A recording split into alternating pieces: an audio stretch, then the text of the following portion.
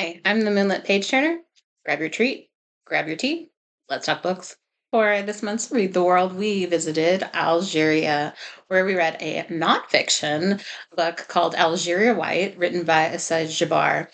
That is her pen name, and that's what she's written all of her works under, so that's what I will continue to call her. She was born in Algeria, but she spent a lot of her life in France, and she even spent some time in the United States. Her book mainly takes place during the Algerian Civil War, where you saw a regime change. And before reading Algeria White, I didn't actually know that much about Algeria. I knew that it was in the northern part of Africa.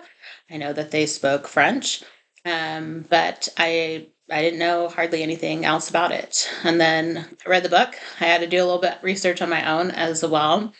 But Algeria was occupied by France in 1830.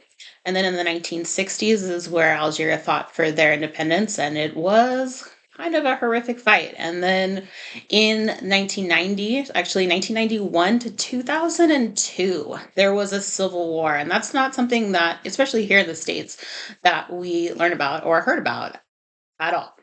So to do the research for this book was really eye opening, but I'm really glad that I did it. Before we get into what the book is actually about, we're going to take a bite of our treat here. This is an Algerian almond cookie. It's called Mkhabez, and it has some royal icing on it. I did not add any food coloring to it, although the pictures that I saw online when I was looking for recipes were gorgeous.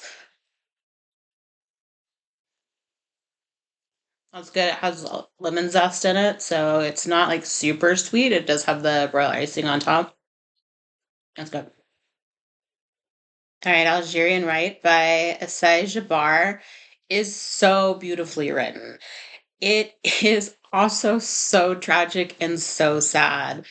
If anyone could put beautiful words to despair and grief, Assia Djebar did such an amazing job. At the beginning of the book, she is haunted by three of her friends who were assassinated in 1993.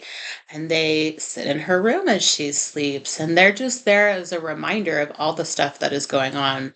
And she spends a little bit of time about talking about language as well, which I thought was really interesting because as I read more and more books from different countries, I'm seeing a lot of the same themes about colonization, industrialization, and imperialism. And so bringing all of that in and the changes that it makes for her to talk about the importance of language and how language changes with countries that have been occupied. So in this case, Algeria, they mainly speak Arabic, but because of France occupation, a lot of the older generation speaks French.